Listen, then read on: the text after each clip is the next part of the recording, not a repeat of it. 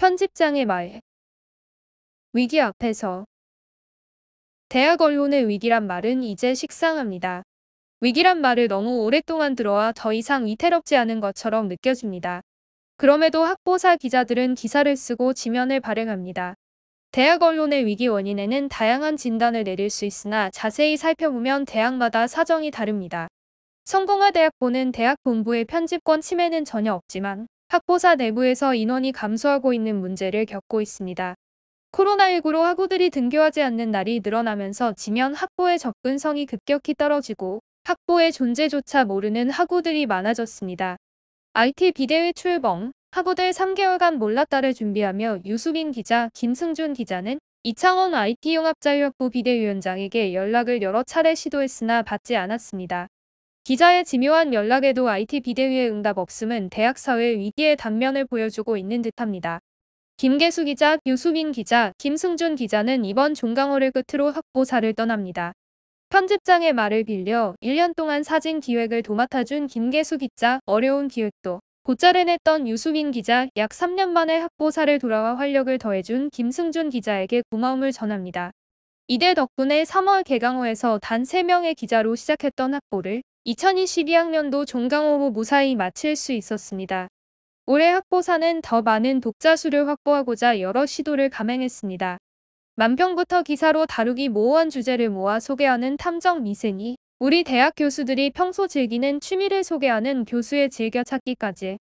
최진봉 교수는 미디어오늘과의 인터뷰에서 대학 언론의 위기를 두고 대학 언론이 학생들이 무엇을 원하는지 이해하고 고민하는 것이 위기 해결의 실마리라고 말했습니다. 올 한 해 학보사의 많은 시도가 위기를 해결하는 작은 도약이 되었길 바랍니다. 글 안다은 편집국장. 김경문 제구대 총장 취임식. 정상적인 대학 교육 위해 40억 원 마련하겠다. 지난 11월 8일 오후 2시 김경문 제구대 신임 총장 취임식이 피츠버그홀에서 열렸다.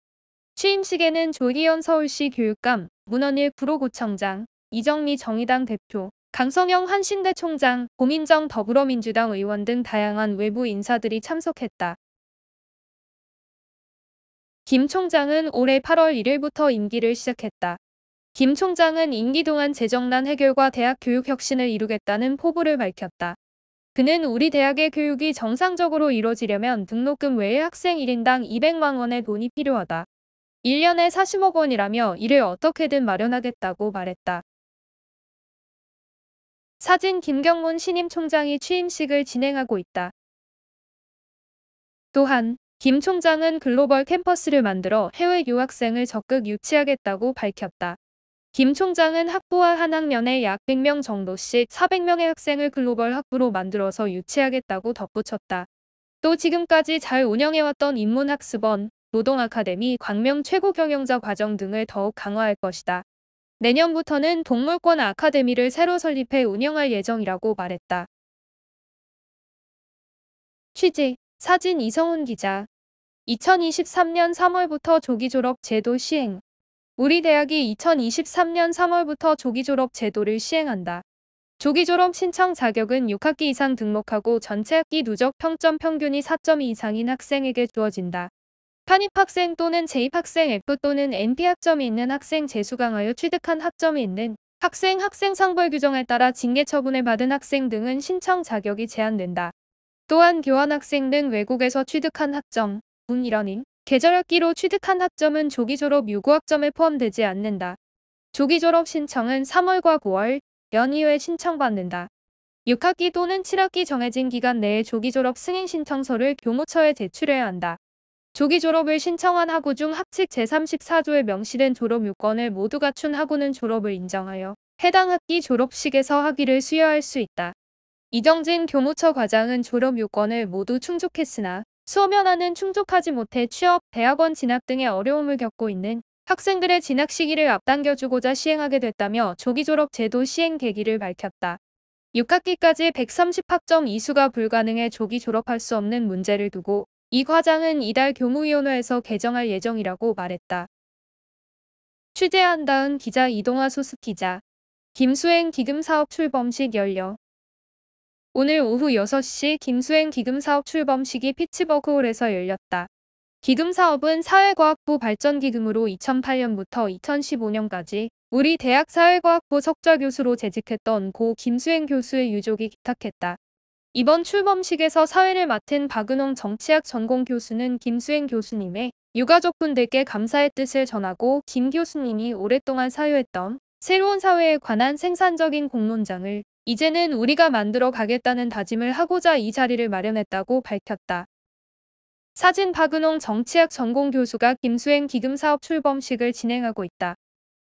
출범식은 김경문 총장의 축사, 이해숙 총동문회장의 격려사, 조은별 민주노총 서비스연맹 백화점 면세점 노조 조직국장, 손준호 변호사, 김진업 사회학 전공 교수의 회고 등으로 이뤄졌다.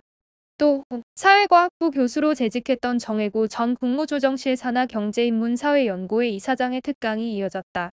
우리 대학은 기금사업으로 사회학, 경제학, 정치학 전공 학부생 대상의 다양한 사업을 계획하고 있다. 장학금 지급, 콜로키움 진행 등을 시행할 계획이며 소모임 및 학회가 금전적 지원을 받기도 했다. 이번 사업으로 막술 작은 짜이집 실천환경학회 공기 네트워크 팀과 사이 국경 없는 민주주의 학교, 실천여성학회 여름 등 총 6개의 소모임 및 학회가 최대 50만 원의 금전적 지원을 받았다. 김경문 총장은 오늘 이 행사를 기점으로 성공회대 사회과학이 실천적, 학문적으로 더 발전할 수 있는 계기가 되길 기대한다고 말했다. 고 김수행 교수를 추모하며 김진업 교수는 사회과학부가 사회융합자율학부 내에서 3개의 전공으로 갈라져 있지만 각 전공 간 학문적 교류를 이어가고 성공회대의 문화를 계속 계승했으면 좋겠다고 전했다. 취재 한다은 기자, 사진 이성훈 기자. 성배들어학교 체육관, 우리 대학 하고도 이용 가능. 행복기숙사 식당 1조권 피해 불가피. 지난달 28일 성배들어학교 다목적 체육관 증축 공사 설명회가 개최됐다. 체육관은 성배들어학교 학생뿐 아니라 우리 대학하고도 이용할 수 있다. 체육관 공사는 2023년 10월 마무리될 예정이며 성배들어학교의 인라인 스케이트장 부지에 지어진다. 성배들어학교 학생들이 수업하는 오후 3시 30분까지는 성배들어학교 학생들이 3시 30분 이후부터 오후 10시까지 우리 대학 학생들이 이용할 수 있도록 운영하겠다는 방침이다. 체육관은 다목적 체육관으로 농구장, 배구장, 족구장 등이 설치될 예정이다. 사진 성배들어학교 다목적 체육관 조감도. 지난달 28일 진행한 성배들어학교 다목적 체육관 증축 공사 설명회에서 최우학교법인 사무국장은 기숙사 식당 앞에 가림막을 설치해 식사할 때 공사장이 보이지 않도록 할 예정이다. 그러나 기숙사에 햇빛이 지금보다는 적게 들어올 것이라고 밝혔다. 또한 공사 중에 발생하는 소음, 분진, 안전사고와 관련해 지켜야 할 사항을 학교와 협약을 맺겠다고 말했다. 현재 체육관의 공정률은 2%이다. 2월 교육청으로부터 착공 승인을 받으면 본격적인 공사를 시작할 계획이다. 취재 이성훈 기자. 기독교 문화 전공 내년 5과목 이상 개설 예정. 종교와 인문으로 전공명 개편도 논의 중. 이주혁 기독교 문화 전공 주임 교수가 내년 1학기에 5과목을 개설하겠고 본지와의 인터뷰에서 밝혔다. 종교와 인문으로 전공명을 개편하겠다는 개선 방안도 내놓았다. 인문학을 포괄하여 수업 다양성을 늘려 전공학점 취득을 원활히 하겠다는 취지다. 융복합 과목과 공동 과목으로 5과목까지 늘린다. 기독교 문화 전공은 이번 2학기에 단 2개의 과목만이 개설돼 학우들이 전공학점 취득에 어려움을 겪고 있다. 단순 계산으로 주전공을 선택한 학우가 졸업 요건인 42학점을 이수하려면 5학년 2학기까지 다녀야 한다. 이는 우리 대학이 실시하는 시수 총량제로 인한 문제다. 시수 총량제는 재학생과 이전 학기 수강생 수를 고려해 수업 시수를 정하는 제도다. 기독교 문화 전공의 경우 시수 총량제로 배정된 시수는 6학점이다.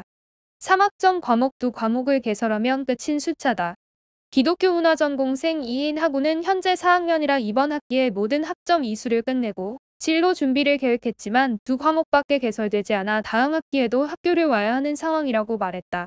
이 주임 교수는 타 전공과의 융복합 과목 개설과 교양 선택 과목을 공동 과목으로 인정하는 방안으로 5과목을 마련하겠다고 밝혔다. 융복합 과목은 시수 총량제의 적용을 받지 않는다. 공동 과목도 마찬가지다. 이 주임 교수는 다음 학기에 개설하는 교양 선택 중 적절한 과목을 기독교 문화 전공과 공동 개설하면 해당 과목들이 기독교 문화 전공 학점으로 인정될 수 있다며 공동 과목으로 두 과목을 개설하겠다고 말했다. 융복합 과목과 공동 과목에서 3개 과목을 확보하고 전공 선택을 두 과목 개설해 총 5과목을 확보한다는 것이다. 또한 이 주임 교수는 신학 기초를 배우고 싶은 학우들을 위해 신학대학원의 기초 과목을 열어 수강할 수 있게 하겠다고 말했다. 그는 신학대학원장과의 논의를 바탕으로 신학개론에 관심을 가지는 학우들에게 전공학점을 인정받을 수 있는 대학원 수업을 제공할 것이라고 밝혔다. 지난 9월 이 주임 교수가 최영목 교무처장에게 보낸 전공 개선 방안 중 전공명 개편으로 과목 다양성 키운다. 이주혁 주임 교수는 전공명 개편으로 기독교 문화 전공의 생존 방안을 모색하겠다고 밝혔다. 2018년 학부제 개편으로 신학과에서 기독교 문화 전공으로 변경된 이후 4년 만에 재개편 논의다. 이 주임 교수가 제안한 전공명은 종교와 인문이다. 이 주임 교수는 시카고 대학은 릴리진 앤 휴미니티즈라는 이름의 전공명이 존재한다며 2019년에 전공생들에게 설문조사를 했을 때 종교와 인문, 신학, 기독교 문화 중 종교와 인문이 제일 많은 선택을 받았다라고 말했다. 전공명을 종교와 인문으로 변경했을 때 과목 다양성 문제를 해결할 수 있다는 장점이 있다.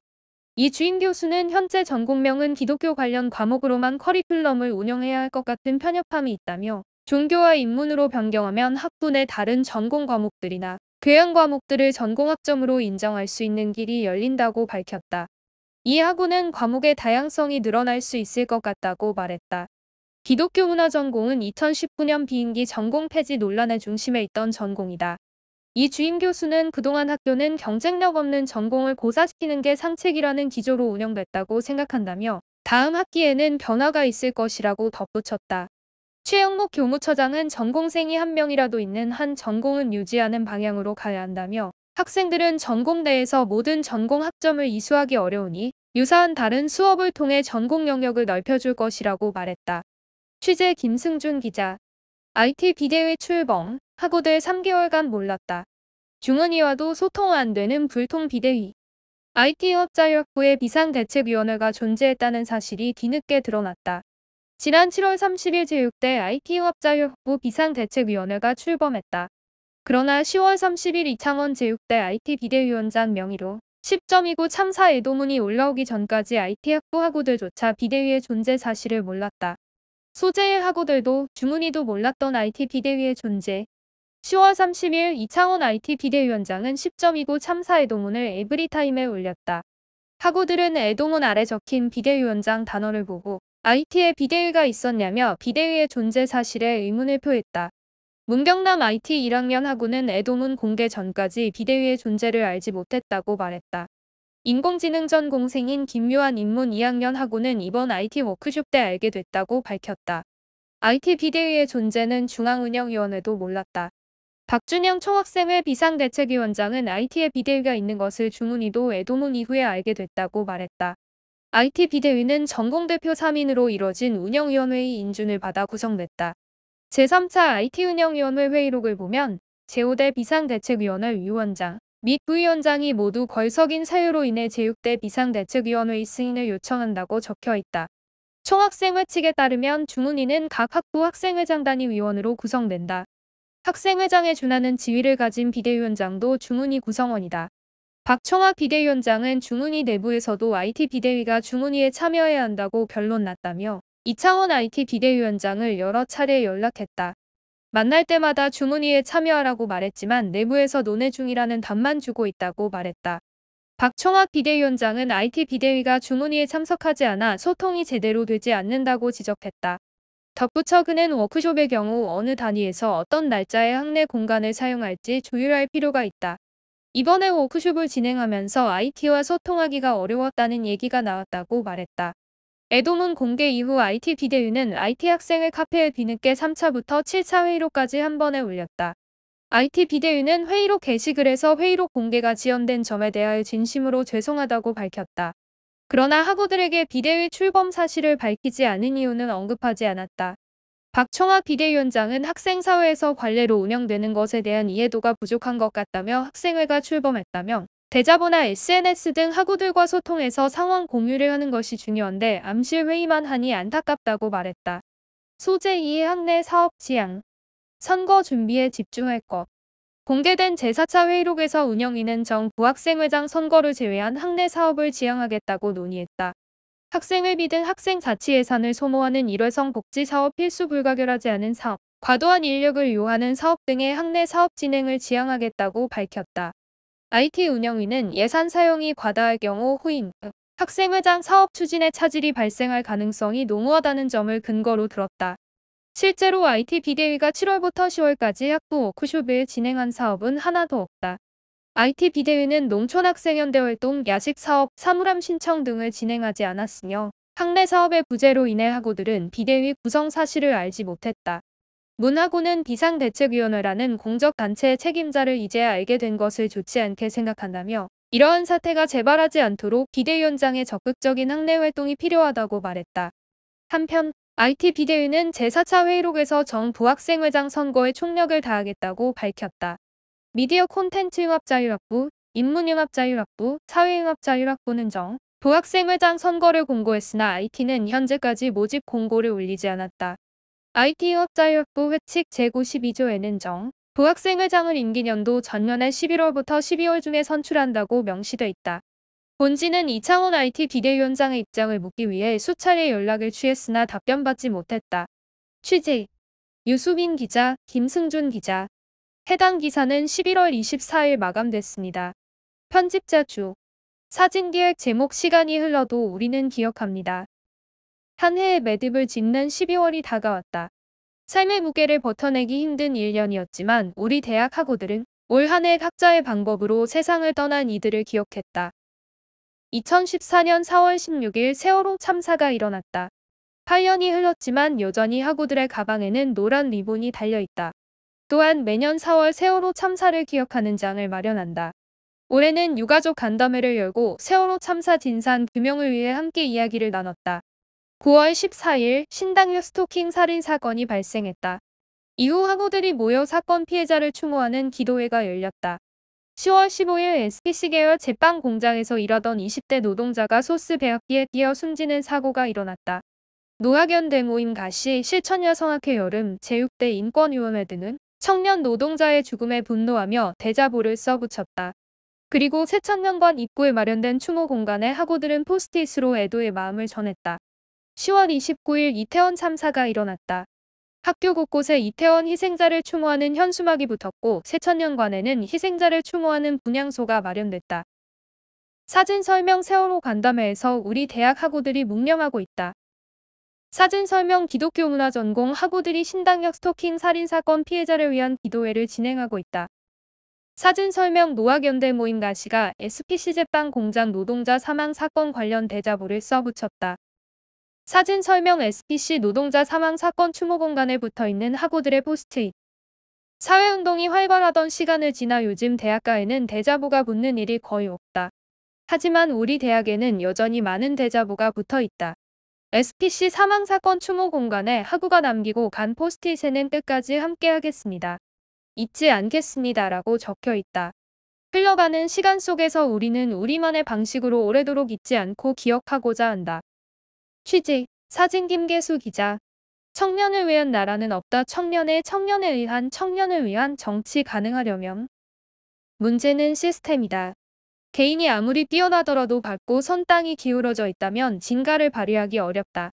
청년 정치도 마찬가지다. 현행 선거 제도와 공천 구조는 능력 있는 청년 정치인들의 앞을 가로막았다. 정치에 참여하면서 포기해야 하는 기회비용의 문제도 컸다. 2021년 12월 공직선거법이 개정되면서 만 18세 이상의 국민이라면 누구든 선거에 출사표를 던질 수 있게 됐다. 하지만 도전하는 청년들 앞에 놓인 장벽은 여전히 높고 단단하다. 청년 정치인에게 안정적이고 지속 가능한 청년 정치의 길을 물었다. 청년 정치에 기울어진 운동장. 정치 의제는 뒷전, 줄서게 만드는 선거제도. 정치에 도전하는 청년에게 가장 먼저 걸림돌이 되는 것은 선거제도다. 대한민국은 국회의원 선거와 지방의회의원 선거에서 각각 지역구와 비례대표 의원을 선출하고 있다. 대다수의 지역구 의원 선거는 소선거구제를 채택한다. 소선거구제는 한 선거구에서 가장 많이 득표한 한 사람만을 당선인으로 결정하는 제도다. 자신의 표가 사표가 되는 것을 원하지 않는 유권자는 선거에서 승리할 가능성이 유력한 거대 양당 후보에게 투표하게 된다. 양당이 표를 독식하는 현 체제에서는 청년 의제가 과소대표될 수밖에 없다. 양당 모두 기성세대 정치인이 주류이기 때문이다. 새로운 정치 세력을 조직하고자 하는 움직임도 있으나 현실은 녹록지 않다. 기본소득당 용해인 국회의원은 2019년 당신이 누구든 매월 60만 원이라는 슬로건으로 기본소득당을 창당해 20대 당원 비율 80%라는 성과를 냈다. 그는 소선거구제 중심이기 때문에 거대 양당이 아니면 지역에서 전혀 당선될 수 없는 조건이 하나의 벽이었다. 국회에 들어와서도 소수 정당이라 논의 테이블에 끼일 수 없었다고 전했다. 어느 정당의 후보인지가 당락에 큰 영향을 주기 때문에 양당 정치에서 청년이 살아남기 위해서는 거대 정당의 공천을 받을 수밖에 없다. 1995년생인 손솔 씨는 제8회 전국 동시대방 선거에서 서대문구 가선거구 구의원 후보로 출마했다. 그는 이화여대 총학생회장 임기 종료 후 진보당에서 활동을 시작했다. 주변 사람들을 설득하고 이야기할 수 있는 제3의 정치 세력을 만들자는 포부를 안고 도전했지만 낙선했다.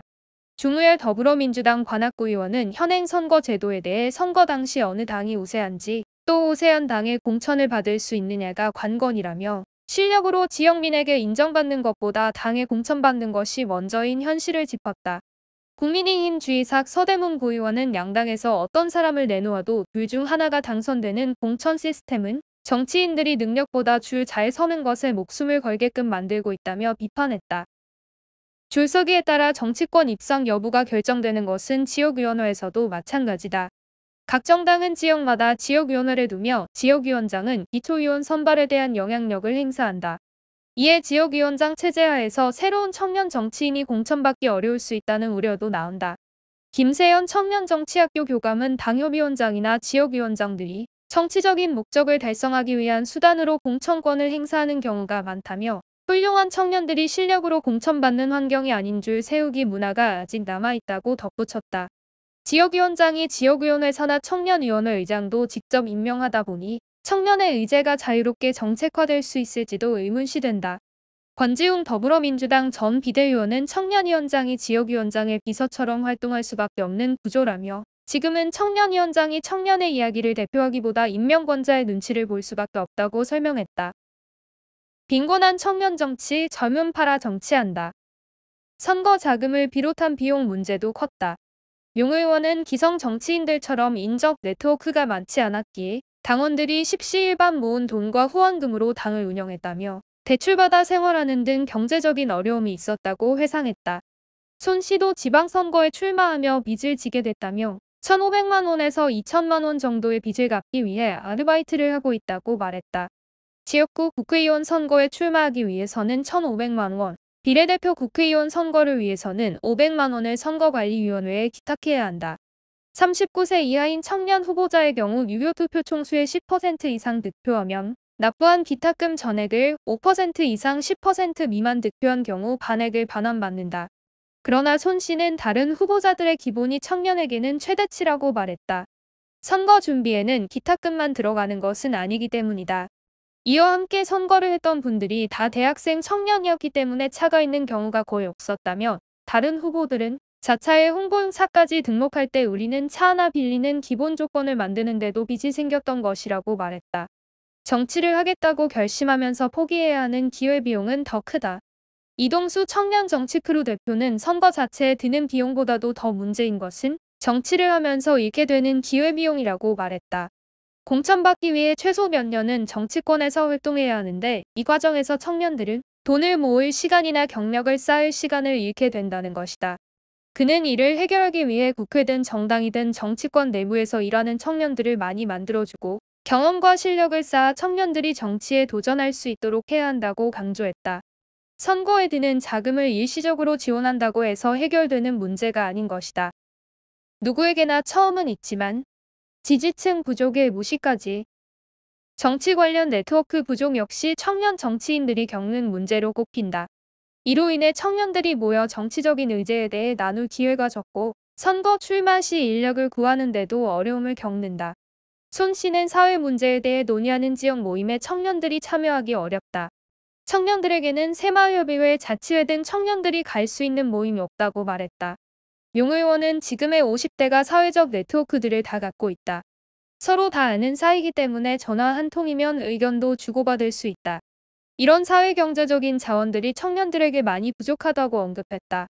덧붙여 더불어민주당 경주시의원 후보로 출마했던 김경주 씨는 당 내부 차원에서 청년 정치인을 위한 인적 자원과 네트워크 기반을 마련해야 한다고 주장했다. 그는 선거 출마 시 자금 관리를 맡아줄 전문 인력도 후보자 개인이 찾아야 하는데 청년 정치인은 다른 후보자에 비해 인력을 구하기 어렵다고 말했다.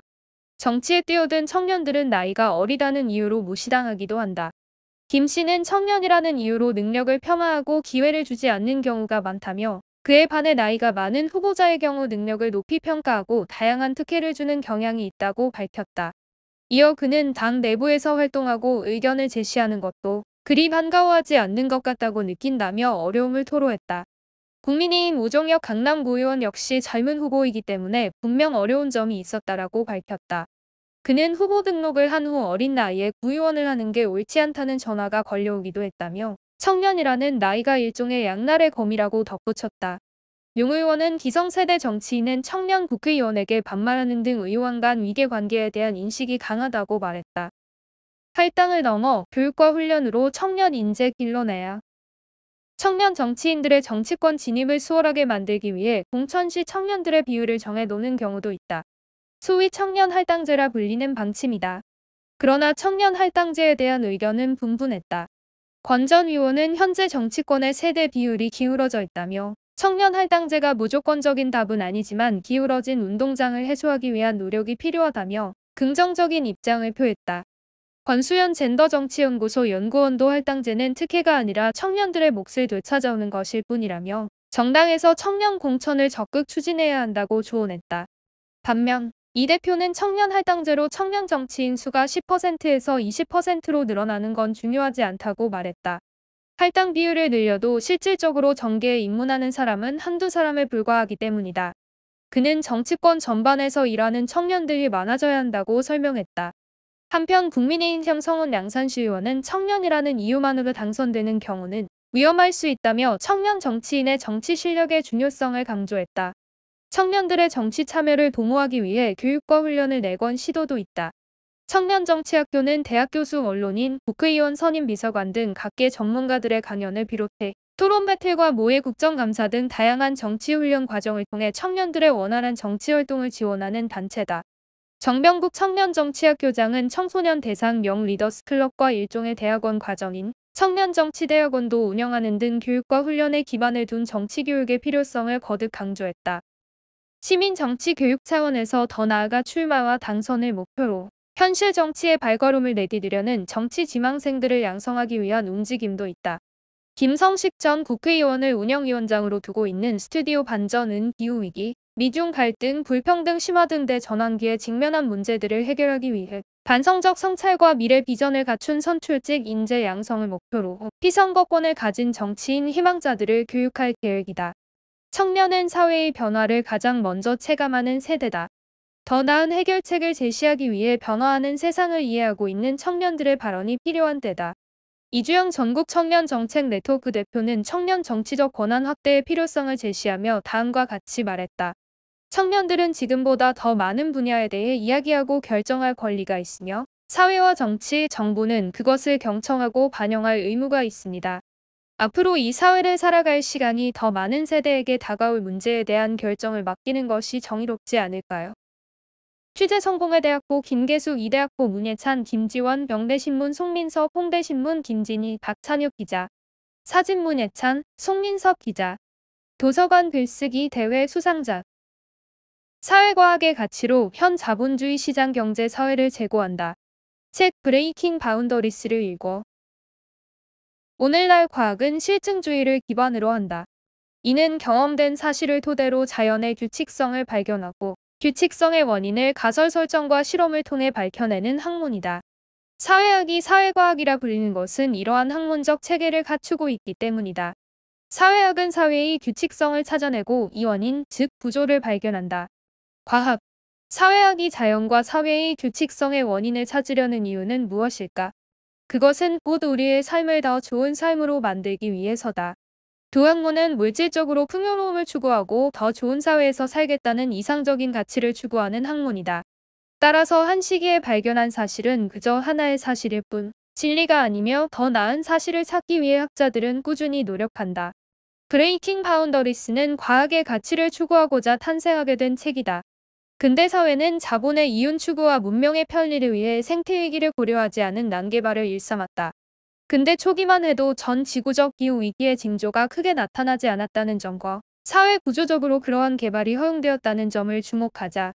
당시에는 인류의 편의를 위해 환경을 파괴하는 것이 곧 과학을 추구하는 것으로 인식되었다.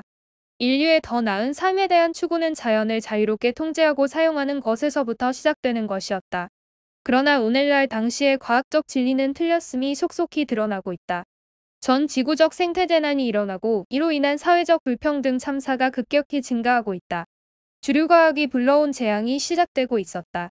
따라서 이 상황을 잠시라도 멈추고 이제라도 변화하자는 움직임이 시작되었다.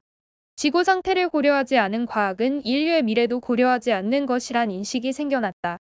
책의 저자 요한 록스트렘, 모엔 가프니는 과학이 인류만을 위한 것이 아닌 지구를 위한 것이어야 한다는 과학적 실천으로서 이 책을 발간했다. 3부로 구성된 책은 각각 태초부터 현재까지 지구가 어떻게 변화해왔는지를 밝히는 일부 이윤과 편리만을 위한 개발로 인해 레덴 지구 환경의 위기적 변화를 다룬 2부, 생태위기에서 벗어날 해법들을 다룬 3부로 이루어져 있다. 경험된 사실로부터의 규칙성, 찾기 규칙성을 만드는 원인을 가설적으로 개념화 개념으로 포착한 원인이 실제 자연에 존재하는지를 찾는 실험. 책의 내용은 이러한 과정으로 풀어진 과학적 설명 체계를 그대로 따라가는 방식이다. 위기를 넘어서는 더 좋은 사회를 위한 요정을 실증적으로 다룬다. 혹자들은 과학이 사실만 이야기하고 가치를 이야기하지 않는 것이라 말한다. 그러나 과학은 더 좋은 사회를 추구한다는 점에서 가치 지향적인 학문이다. 저자들은 오늘날 위기를 정확히 분석하고 이를 넘어 위기를 타개할 적극적인 실천을 주문한다. 그들의 주장은 극명하다. 더 이상 지체하지 말고 전 지구적 생태위기를 해결할 것. 미래를 위한 행동을 할 것. 간단하면서도 어려운 주문이다. 이들의 주장을 좀 더 구체적으로 살펴보고 우리는 무엇을 할 수 있을지 고민해보자. 저자들의 주장을 알아보기 위해서 핵심적으로 이해해야 할 개념이 있다. 지구 위험 한계선이 그것이다. 이는 2009년 요한 록스트렘이 일단의 학자들과 함께 발표한 개념으로 인류가 위기를 맞지 않고 지속가능한 사회로 나아가기 위해 지켜야 할 9가지의 한계선을 나타냈다. 9가지 한계선은 지구 생태계의 다양한 분야를 개념화했다. 먼저 핵심 한계선으로 제시된 것은 기후 시스템, 오존층 해양이다. 다음으로 제시되는 것은 생물권에 관한 것으로 생물 다양성, 토지, 담수, 영양소이다. 마지막 남은 2가지 한계선은 지난 45억 년 지구 역사에서 한 번도 등장하지 않았던 개념으로 신물질과 에어로졸이다. 한계선들은 일종의 위계적 구조를 가졌으며 핵심적인 3가지 한계선을 중심으로 서로가 유기적으로 연결되어 있다. 신체 조직이 유기적인 구성으로 이루어지듯 지구라는 행성의 거대한 시스템을 생각하면 된다. 각 부문은 어느 정도로 보존해야 하는지 어느 정도로 발생시키면 안 되는지에 대한 측정 기준을 가지고 있다.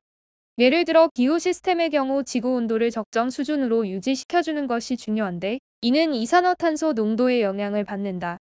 인류가 적절한 기후를 누리며 살아가기 위해서는 대기 중 이산화탄소 농도를 350ppm으로 조정해야 하는데 현재의 이산화탄소 농도는 415ppm이다. 이 때문에 지구의 온도는 산업화 이전 즉 홀로세까지는 1만 년 동안 섭씨 1도 정도만 오르내렸으나 인류 세를 맞은 지금은 이전보다 약 1.1도가 상승하여 한계치에 가까워지고 있다. 이렇듯 몇몇 한계선은 과학적인 측정 기준을 통해 규정된다.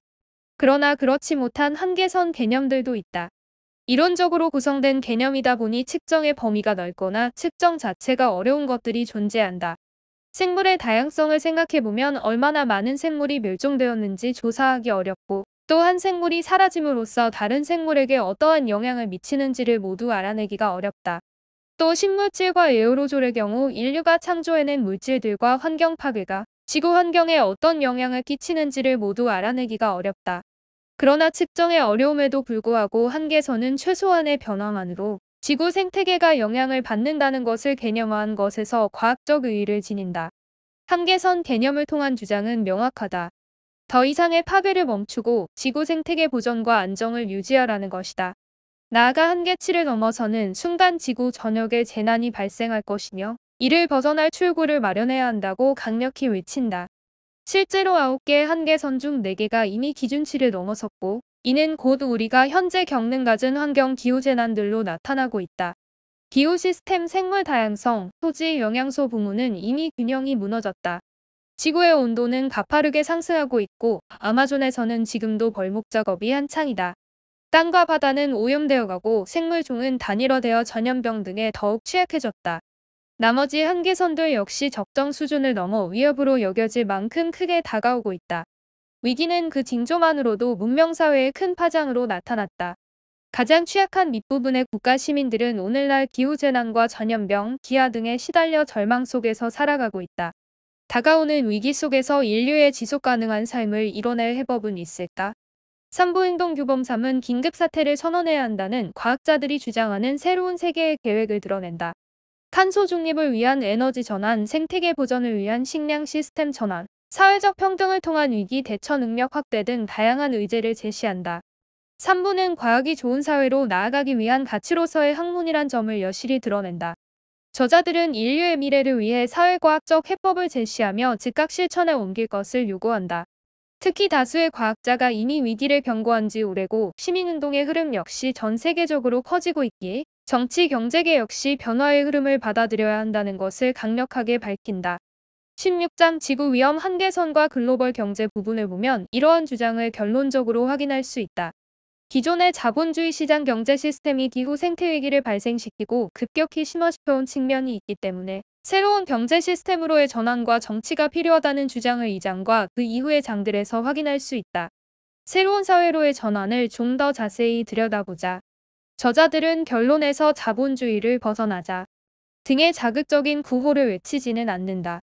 그저 지금껏 나열한 과학적 사실을 통해 결론을 내렸을 때 새로운 사회로의 전환이 필요하고 이를 위해 가장 유의미한 결과를 도출할 수 있는 도구가 바로 경제체제임을 밝힌다. 지구 회복 경제라 말하는 이 정리는 지구 생태계 회복과 인류의 지속 가능성을 위한 경제적 전환을 설명한다. 먼저 소개되는 것은 도넛 경제학이다. 도넛 경제학은 영국의 경제학자 케이트 레이워스가 2011년 발표한 경제 모델이다. 도넛의 바깥 고리는 지구 위험 한계선으로 더 이상 넘어서는 안 되는 생태적 한계를 나타내고 안쪽 고리는 인간의 기본적인 욕구들과 사회를 이루는 기초를 나타낸다. 이 두 분야가 서로 충돌하지 않고 균형을 이뤄낸 것을 도식화했을 때 도넛 모양이 된다. 그러나 오늘날의 경제는 그 두 가지가 서로 충돌하는 구조이다.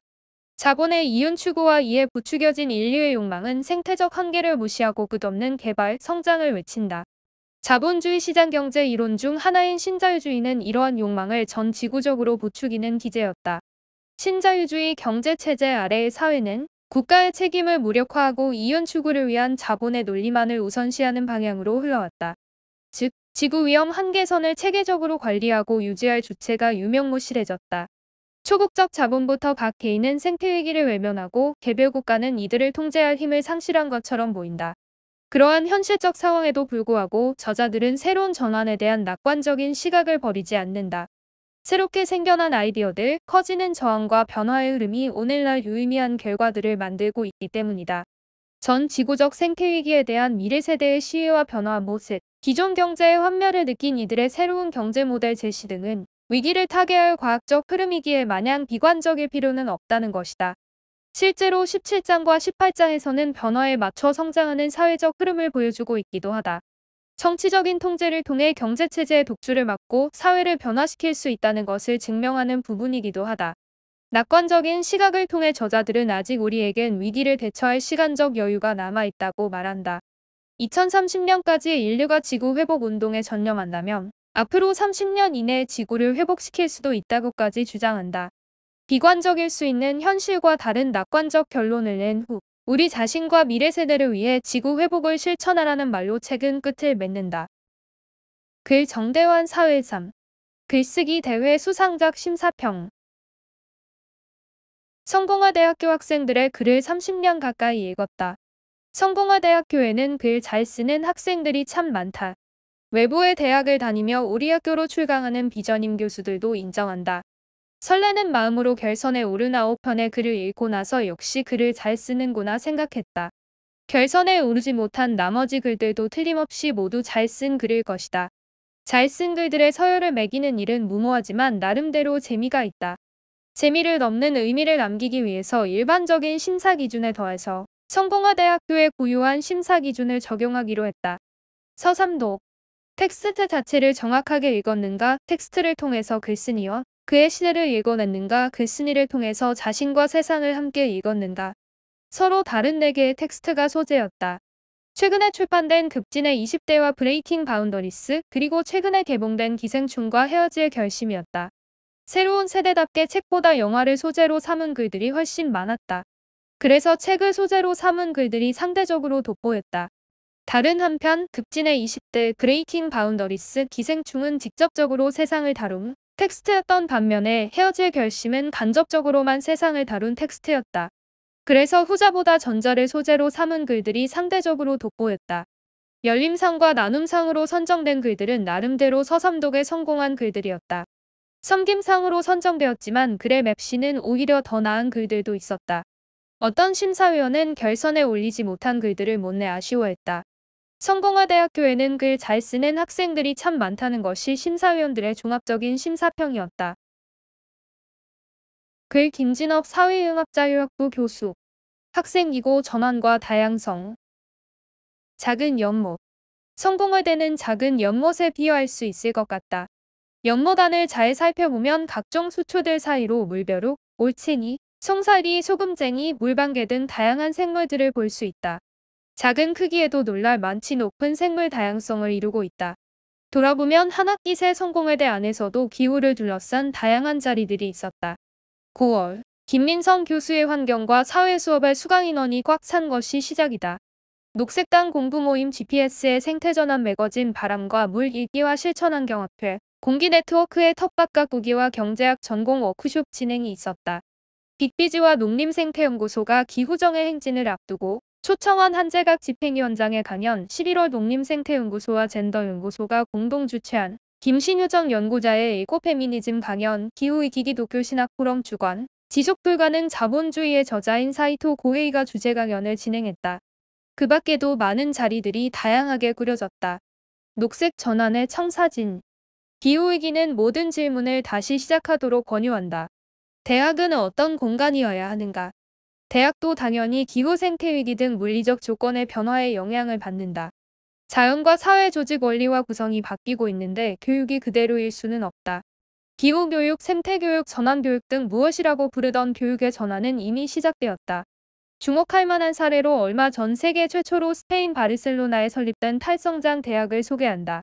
바르셀로나 대학은 커리큘럼을 재편해 기존의 분과 학문 체계가 아니라 탈성장이라는 문제를 기조로 생태경제학, 정치생태학, 여성학, 인류학 등 학제적 과목을 편성했다.